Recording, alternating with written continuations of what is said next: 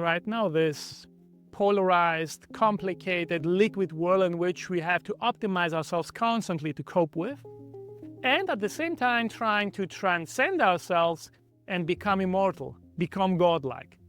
Human beings should stand at the center of everything as a value in itself.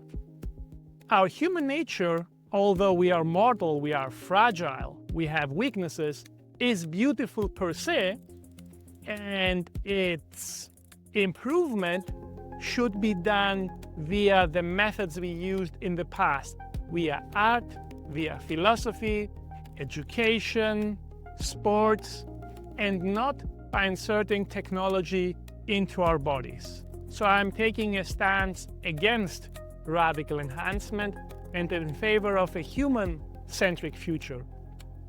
The first thing I would like to say is that this feeling of inadequacy, this feeling of being a failure, most of the times is nothing else than the internalization of systemic antinomies by the subject, which means that, in plain English, it's rigged. The game is rigged to begin with, so that if you don't manage to be successful, you interpret it as a personal failure. So for the first time in human history, the question will no longer be the challenges of scarcity, how do I survive, how do I make a living, but what do I do with my time, suddenly.